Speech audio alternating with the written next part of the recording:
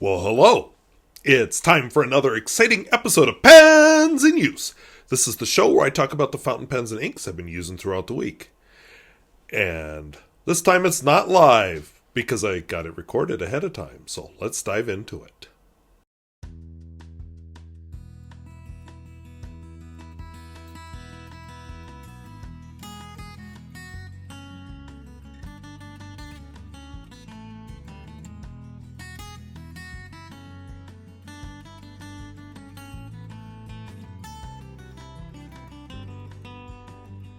If videos like this interest you, where I talk about fountain pens both new and old and at all price points, I would invite you to subscribe. And hey, I'm going to talk a little bit about the upcoming winter break, and I read some interesting stuff about AI. And I've got a driving experience at the end that doesn't have snow in it. So let's dive into it. So these are the fountain pens I've been using this week. From left to right, I have the Pilot Custom Heritage 92, Lamy 2000, Aurora DuoCart, Sheaffer Imperial Deluxe 2, Sheaffer Imperial 330, Sheaffer Snorkel Clipper, Sheaffer Legacy 2, and to get off the Sheaffer kick, we have Nahvilur Nautilus. As always, I will be doing my writing sample in this Cognitive Surplus Theory notebook. So, my first fountain pen is this, I almost called it a Sheaffer, there's so many of them, Pilot Custom Heritage 92. So this is a smaller pen than my preferred Pilot Custom 823, but it has some treats. This nib is smaller, but it's a nice nib. The pen actually originally came with a fine nib, and I traded it for this nib, which was in a Pilot Custom 74, I think. So I think it was a worthwhile trade. And this has a very nice operating piston in it. And, once you're writing with it, this is a nice writer. So it's a Pilot Custom Heritage, because I guess that's the squared off pens, 92 with a broad nib, and the ink in it is Robert Oster Summer Storm, because I have of course been misnaming it for months in the various pens I've been using it in. Yay, good job there, squirrel. So we'll do a little swatcher doodle. So this pen is a little bit stained from usage. Some inks just seem to do that. And it's a demonstrator, so of course it's going to look stained. That's just something that happens with demonstrators. So let's do a little woo, woo, woo, woo, woo. So not a flex pen at all. But in honor of this pen, I think we need a dirty t-shirt.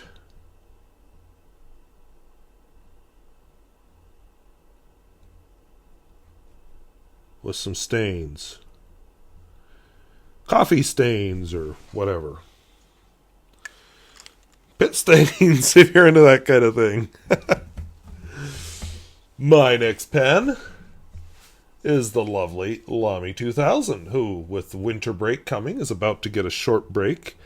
It puts it about midway through my school year, so we'll give it a short break to clean it out, put black ink in it, and ink it up again. So this is the Lamy 2000. This one has a fine nib in it, and the ink in it is Lamy Blue Black, which I'm still going to have this goal of using up.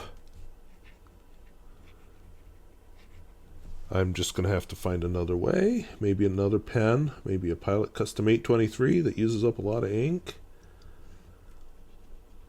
As the pen next to this has the black ink in it, which is what I'd rather be using. This hasn't been bad though, and the nice thing about this is it shows up better when I need to correct a paper in a pinch and I want, something that'll show up better than black ink does, this shows up. So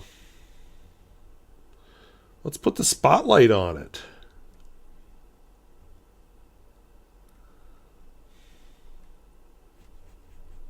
There, we got a spotlight.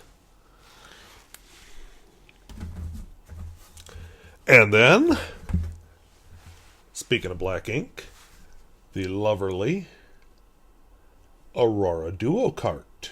Not the original version, but a nice pen nonetheless. So this is the Aurora DuoCart. They don't come with a nib choice, so it's medium. And the ink in it is Parker Quink Black. Not the blackest of black inks, but it behaves well on lower cost paper, and that's what really matters for especially my black inks. Some of my more boutique inks, that's fine because I use them for writing to pen pals. Or I use them for my own writing, which who cares what it looks like. But this I'm using for other people. So, black ink. A little swirly doodle. And for a picture, I was almost going to draw an Aurora Borealis, but I don't know how to do that. So, how about we draw an ink cartridge, a little ring thinger, because I think this is how the DuoCart held its spare cartridge, and then another cartridge pointing down.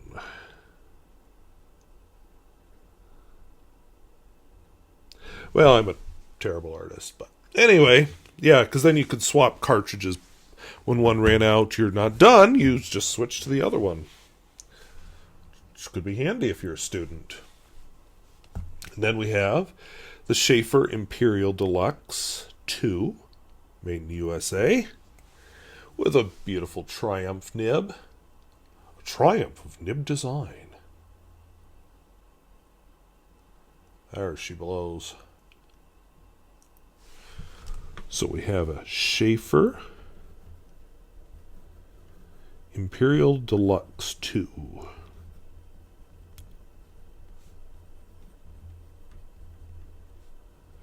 Very nice writing pen. The ink in it is smelly. Atramentis violets. Do our little swatch, which is supposed to demonstrate both flow and how it behaves in different directions of writing. See, there is a method to my madness. In honor of my madness, how about we draw a straitjacket? That's probably a little offensive, but anyway. They're coming to take me away. Ha ha, they're coming to take me away. Hoo-hee. Ha ha, hoo-hee, they're coming to take me away. Oh, we got quite a wide person in our straitjacket here. Broad-shouldered. Let's go with broad-shouldered. That's a song, isn't it? What I was just kind of muttering to myself. I feel like it is. If I'm going to be offensive, let's go all out. All right. Then we have my Sheaffer Imperial 330. This is a little bit lower cost pen. Has a very attractive inlaid nib.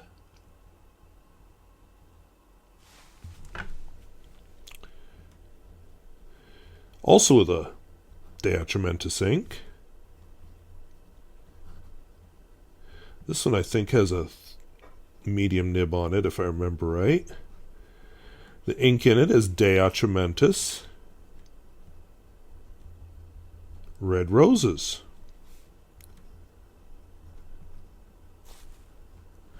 Something over here is creaking and it's bothering me, and I'm not sure what it is. I hope the microphone's not picking it up. I was sitting in class one day earlier this week, and the kids were quiet. They were doing the bell ringer activity, and I started hearing this clicking. And I'm looking all around for the clicking. Finally, I look up. Yeah, the sticky hook that's on my storage room door that's held up my coat for years fell off. I had a face full of coat as I looked up. So, in honor of my hook, it's kind of long like this, and then it had one hook came out like this, one came out looked like this, and behind it there was a 3M, that's the brand, glue strip thingy that's supposed to hold however many pounds, and I guess I'd done it for enough years, and it says, heck with it, I'm retiring. So, I gotta get a new one of them. I was looking, I couldn't find the right size, so I'm still looking. I may have to go somewhere bigger to find it. Maybe my small town hardware store isn't where I bought it. So you get to my Sheaffer, also with a Triumph nib. Sheaffer Snorkel Clipper. I wonder if the F4 is the size. I don't remember ever looking that up. So anyway, this is a Sheaffer Snorkel Clipper.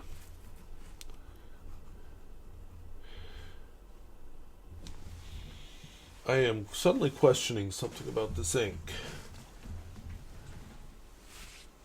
Yes, I have good reason to question it all of a sudden.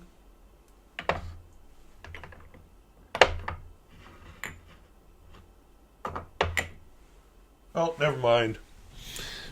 Okay, so I was suddenly questioning my name of the ink because I thought I used this ink up as I was writing this. Looked up there. No, I didn't. Herbin, because of course it was in a huge bottle. Bleu Myosotis. I am so bored with this ink. Not that it's a bad ink. I'm just bored with it. I'm ready to use it up and try out a new blue. So this whole thing of focusing on certain bottles definitely has its drawbacks. But I'm very close to using up 2 bottles right now. So I'm expecting exciting ink reports soon. And I've been doing a bad job trying to draw snorkels the last few times there's my last snorkel. There's, where is it? Oh yeah. Where I drew a periscope instead of a snorkel. Let's not draw either. Ooh, we can draw a snorkel. We'll do a pair of goggles, a mouthpiece,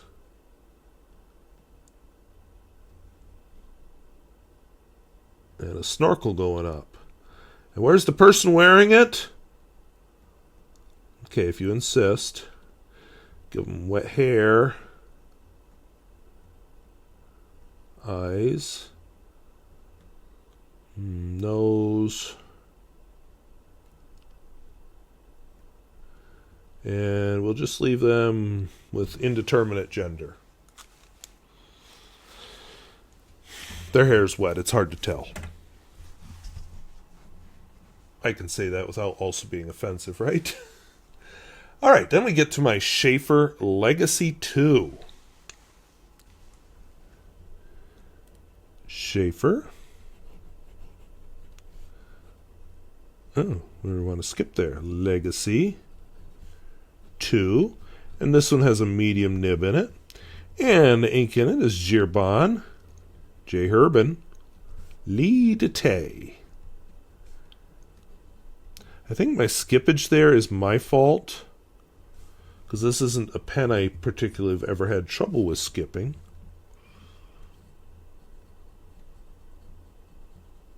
Yeah, I think it was my fault. Probably because I have to write at a slightly weird angle to get it under the camera.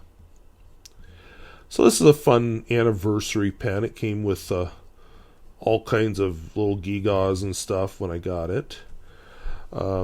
including an inkwell. So let's draw the inkwell here. An inkwell that had a big feather for the stopper in it, which to this day sits in the box because I don't care about stuff like that when I buy a pen. When I buy a pen, I want a pen. There was a little battery kerfluffle there. Anyway, what I was about to show you, this is the pretty inlaid nib that comes with the Sheaffer Legacy. Alright, so for my final pen, I found this kind of buried in some stuff at my side table. I didn't realize it was still inked up. Thought it was all cleaned up and put away. So, rather than get a new pen, I pulled this one out this evening. So this is a Nahvilur Nautilus. It's been a couple of weeks, a lot of weeks since I wrote with it. Oh, impressive. Nahvilur Nautilus. The only brightly colored ink this week. I guess the Red Roses is bright. This has a broad nib in it. And the ink is the very attractive Sailor Jentle Apricot.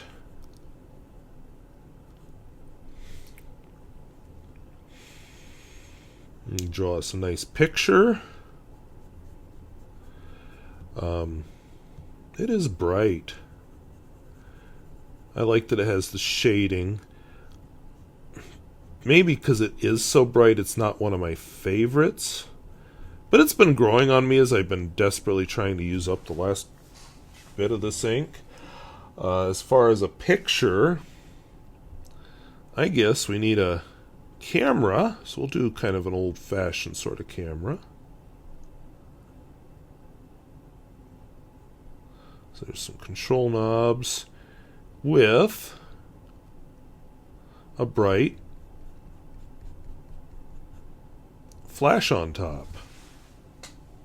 Because we got a flash of color in this video. Alright, so those are the fountain pens and inks I've been using this week. It's December 12th, as you probably watch this. At least that's my planned publication date. What is it, about a little more than one more week, and we'll be at the shortest day of the year. I had to fact check myself there. Yes, December 21st is the winter solstice, the shortest day of the year. So, although temperatures up here in the northern hemisphere will continue to get colder after that, the days will get longer. And eventually the day will come in the far, far future when I'm not walking to work in the dark and walking home from work in the dark. So, something to look forward to, I guess. Holiday break, I don't really have any big plans, mostly I'll be at home. I'm actually selling tickets at 4 basketball games over the break. I thought I was volunteering to fill in, 1 or 2 for the new athletic director. Nope, I'm doing all of them. So, see if I ever volunteer to do that again. But anyway, so we'll have that coming. It's a little extra money, so I can live with that. I don't have any big, long travel plans. I don't make those kind of plans for winter. Winter is more that kind of time when I say, oh, it's a nice day. I have the day off. Let's go to the Black Hills or whatever. I don't plan, a week from now, I'm going to go down to Spearfish. I'm going to buy this. I'm going to buy this. I'm going to do this. I'm going to go see this thing. No, I don't do that in the winter because here in the Dakotas, travel is unreliable. Twice this week, more than half the state has been closed for travel. Not my part of the state, because I live in the Banana Belt, but, those other parts of the state. So, it's just part of winter in North Dakota, so I don't make plans in the winter. over the last couple of weeks, besides, just the busyness of my job, I've run into some interesting AI stuff that I just have wanted to share. I would like to build an AI video, and possibly I'll do that over break. If I'm sitting at home and I'm selling tickets at 4 basketball games, I guess I could sit there and write for the channel. Why not? Gotta do something. Some of those games. I've got one of the games that's going to be 4 games in a row, because we're going to do JV and varsity, boys and girls. So that'll be fun. So one of the links I found, I didn't get Pens and Use filmed for Thanksgiving because I had things that came up, the good things, but things. But it was very timely for Thanksgiving, but really it's timely anywhere, was a warning about AI slop recipes. So in other words, these are websites that are run by AI, that are full of recipes written by AI, that look like they're from a person. Until you start reading the recipe and say, wait, how would that actually work? Like, how would you actually get the meat to cook the whole way through? Or alternatively, how would you get that to not turn black on the outside and possibly light on fire in my oven? Fundamental basic mistakes that food doesn't work that way. If it was a real person running the website, they would have tried the recipe, improved it, shopped it out to some friends, said, hey, try cooking this, and hey, come over to my house, we'll eat this, and tell me what you think. But if it's an AI, it just comes up with it. Now, obviously, somebody's getting money from this, but not a recipe creator, because a bunch of them don't work. So it was just an interesting danger that I never thought of. I'd run into recipes where I'm just like, would that work? And then, obviously they were AI, it just didn't come to me. Another one interesting AI story I ran into, and I know it's political, but I'm not talking about the political side of it. I'm talking about the AI side of it. So those of you who like to jump down my throat for being too political, just chill. So Vivek Ramaswamy did a video. It was kind of impromptu. I guess he was interviewed, and the reporter asked him some questions, and he made some proposals that made his political base go, oh, he wouldn't say that. This is an AI hoax done by his opponent. And there were a lot of them saying that. Only Vivek Ramaswamy really did say those things and admitted, yes, I said those things, I just didn't think it through, it was off the cuff, and I don't really mean it. And then he took down, somehow he took it down, I guess it was on Twitter or something. But that's one of the things that AI is leading to, because now we're all looking for it, and we're seeing it in places where it isn't. Because have there been cases of politicians having words put in their mouth that they never said? Yes. So if your candidate is on air now saying things that you'd be just like, he wouldn't say that. Except he did in this case. So that leads to why it's even more important to fact check and research before you get online or get on a camera or get on YouTube and start spouting off. Fact check first. It's become as a consumer of media, it's become our responsibility to do that. Sad to say, but it's true. Did that call really come from Joe Biden? Did it? So you gotta fact check these things. And speaking of that, there was a article about the $75 million deep fake industry, and that one's creepy. I gotta be careful of words I use because it's YouTube, and I don't want to get demonetized for the couple of pennies I make on a video, but there are websites out there which can be used, especially with female people, to create the unclothed look. oh, I want this woman's face on a body doing this. There have been cases where these have been shared around in high schools. There have been cases where these have been used to say, hey, this woman that's applying for the job, woohoo, look at this. There have been cases of harassment. There have been cases of blackmail. It's pretty awful. And, the law is struggling to keep up with it. And again, is it real? Is it fake?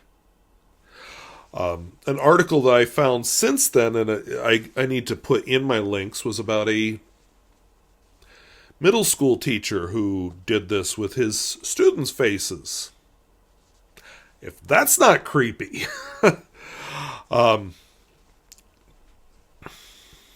And, on that note, let's go a little lighter. There are now influencers on, I'm an influencer. Am I AI? I don't think I am. But if I was AI, wouldn't I say that I don't think I am?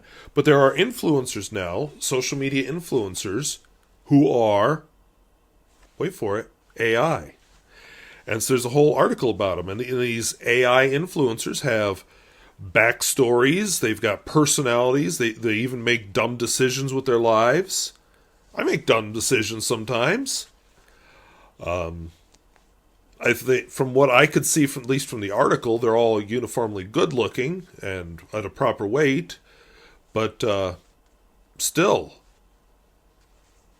why would you want to watch an AI rather than a human? That's why I was interviewing Pierre Gustafson and Carson Hauser, actual artists.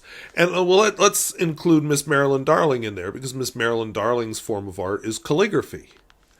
These are people that are humans that are actually creating. Maybe calligraphy isn't your thing. Maybe you don't like cowboy poetry. Maybe you don't like ink drawings. But these are humans creating the art, however flawed it is. I don't want to watch AI slop. Or a person that isn't a person because it's AI, but hey, instead of the money going toward this AI, it's going toward somebody who's behind the scenes I don't even know. Or a company, some cynical company creates this AI. And this is tip of the iceberg story, because I've been reading about this in multiple fields. I have a story in there about an artist who created a song, and then an AI did a ripoff of the song. And I've been reading about a lot of artists, writers, that's a popular one, creating a something, and then AI slop generates, oh, wait, zombie books with UFOs are popular? Quick, let's write 1,000 of them with AI slop. And that's taking money away from real humans producing things. Because one of the things I want to get into with AI, I know you don't think with the heart, but there's no heart in it. There's no soul in it. There's no conscious mind in it. It's just, take a bit of this, take a bit of this, take a bit of this, and here's your slop. That's what the recipes are that I was talking about at the beginning. In the news of fighting back, I did find a nice article about a history professor who caught his students using AI to write a paper. And I wasn't quite sure how he did it, but somehow in the instructions, he hid some stuff suggesting that they include Marxist motivations. The fun thing was, it was a history paper about some stuff that happened well before Marx ever wrote his Communist Manifesto. And so all these little AIs that the students are using, rather than think or write their own paper, just throw all kinds of Marxism into this story that took place well before Marxism and really doesn't have much relationship to Marxism. Because I'll tell you, the other danger, sometimes, there are AI detectors out there. There are signs that this is made by AI. But the AI detectors are not reliable. The signs that it's AI. Is it? When I'm suspicious, my biggest trick is to sit down with the kid and say, so, what made you include Marx's Communist Manifesto in this topic of whatever it was? I don't remember. Oh, tell me, what was Marx's philosophy? Tell me a little bit more about communism. And you find out they're going, well, I forgot it after I wrote the paper. Yeah. So, you got to get that human in there, and it's become more important. And honestly, what a lot of teachers are doing now is saying, how about you produce it right here in class? Or they want to see each iteration of the... Sorry, I shouldn't tap the desk with the microphone sitting on it. Each iteration of the product. So that if you're going to use AI, you really got to go through a lot of work. So, anyway, all topics for a longer form video. So, hopefully I'm back for a while now. So, I want to thank you for watching. And if videos like this interest you, where I talk about fountain pens both new and old and at all price points, I would invite you to subscribe. And let us know your feelings on AI. So, thank you for watching. Talk to you later. Bye-bye.